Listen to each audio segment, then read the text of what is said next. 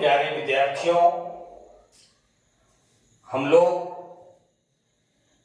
भौतिकी के 5वां चैप्टर विद्युत धारा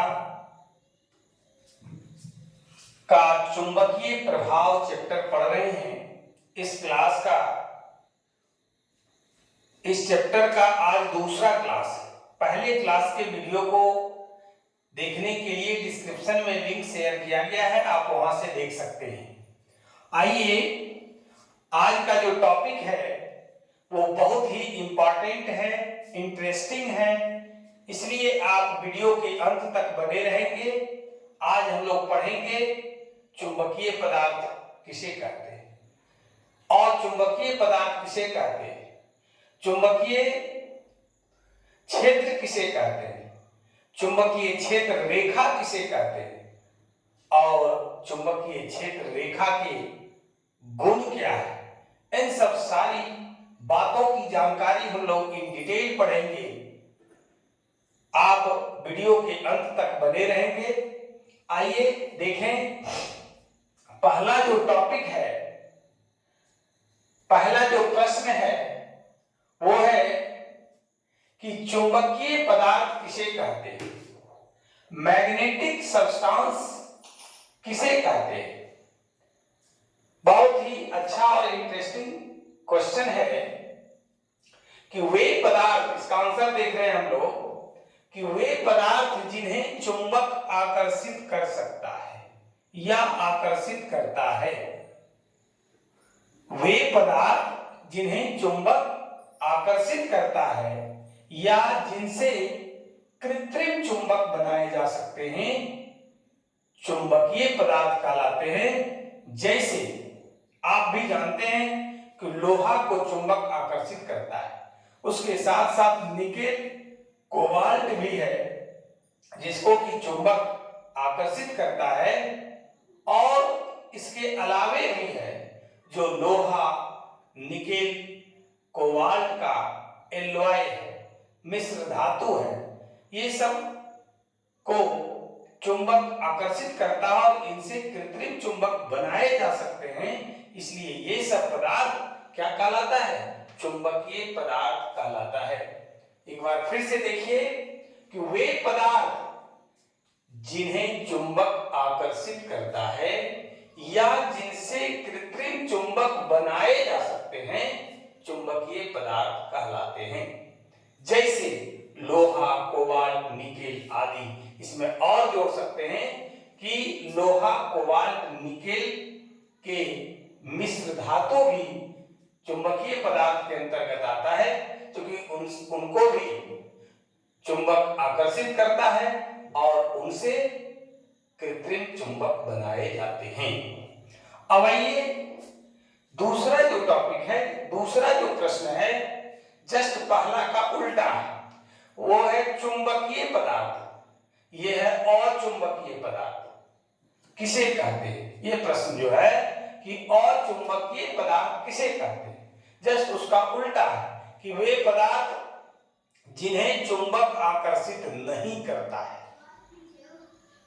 वो सब अचुंबकीय पदार्थ कहलाते हैं। मुझे तो लगता है कि लोहा, कोबाल्ट, निकेल और उससे जो मिश्र धातु बनता है, इनको छोड़ करके संसार का सारा पदार्थ और चुंबकीय पदार्थ है, क्योंकि चुंबक और किसी को आकर्षित नहीं करता। जैसे मैं लिख भी दिया, क्या है, कांच, कागज, प्लास्टिक, पीतल आदि, इन सभी को चुंबक आकर्षित नहीं करता है, इसलिए ये अचुंबकीय पदार्थ कहलाता है।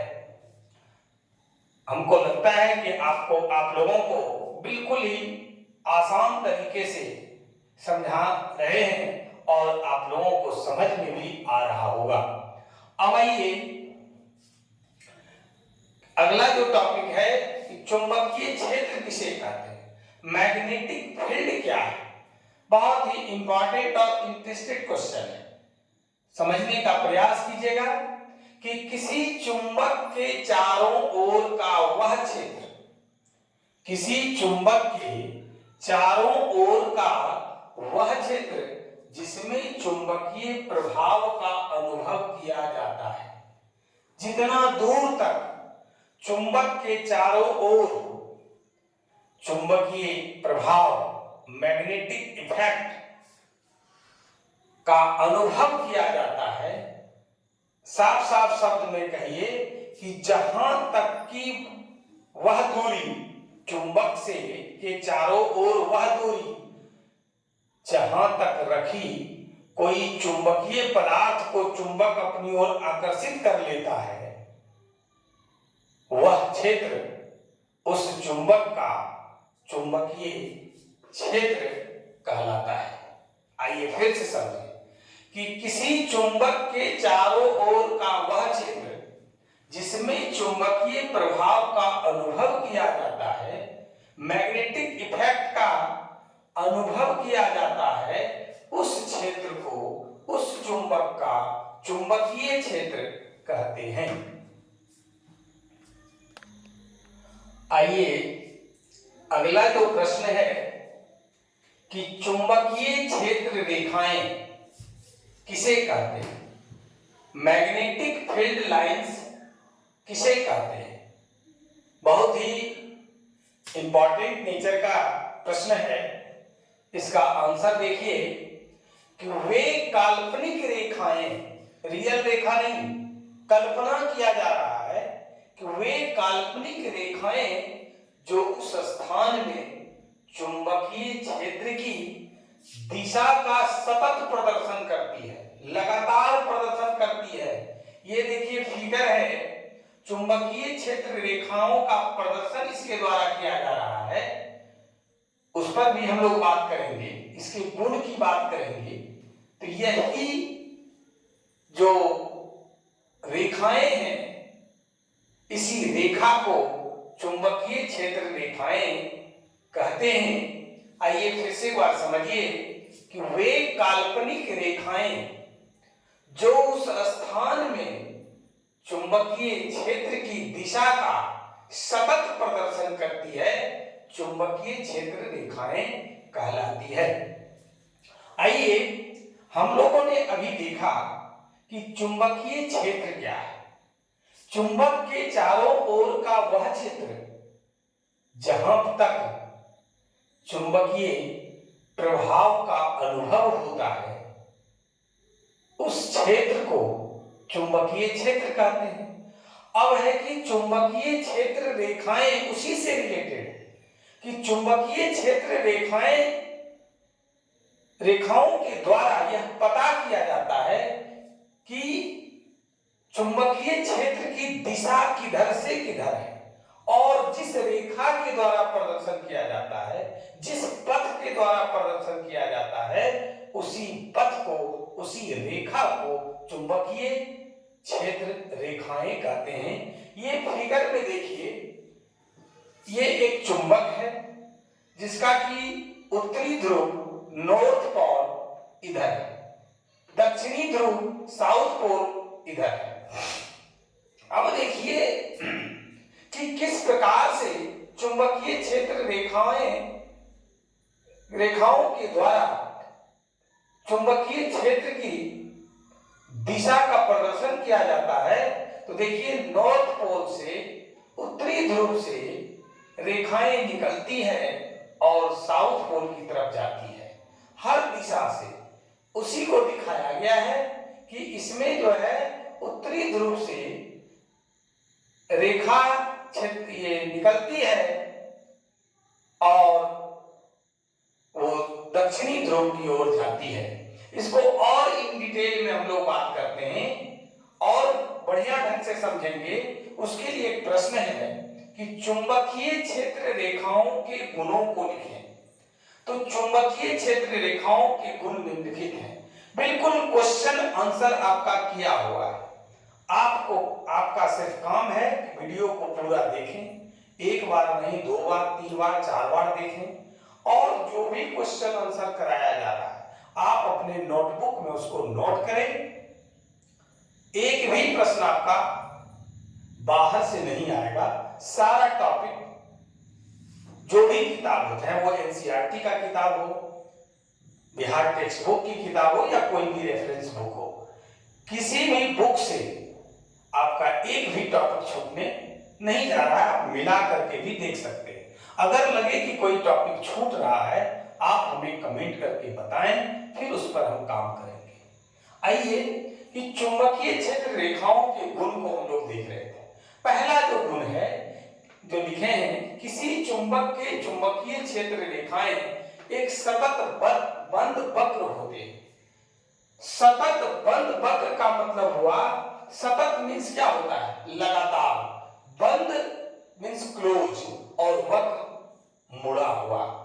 अब आप इसमें देखिए फिगर से ही कि लगातार है।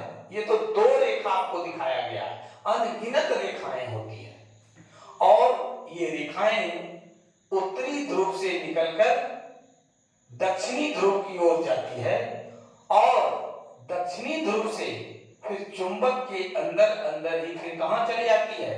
ये रेखाएं उत्तरी ध्रुव पर, और फिर उत्तरी ध्रुव से दक्षिणी ध्रुव, उत्तरी ध्रुव से दक्षिणी ध्रुव और दक्षिणी ध्रुव से चुंबक के अंदर अंदर ही ये कहां चली जाती है?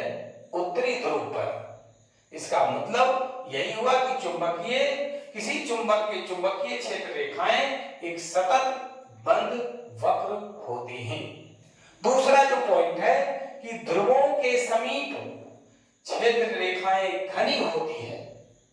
ध्रुव है उत्तरी ध्रुव, दक्षिणी ध्रुव, ध्रुव के समीप, ध्रुव के निकट, ध्रुव पर जो क्षेत्र रेखाएं होती है वो घनी होती है, सटी सटी होती है, ज्यादा संख्या में होती है। परंतु ज्यों हम लोग ध्रुव से दूर होते जाते हैं तो उनकी दूरी, ध्रुवों से दूरी बढ़ती जाती है, उनका घनत्व भी घटता चला जाता है। आप यही देखिए दोनों ही ध्रुव पर क्षेत्र रेखाएं का घनत्व जो है आपस में सटा सटा है, बाकी जगह कम है।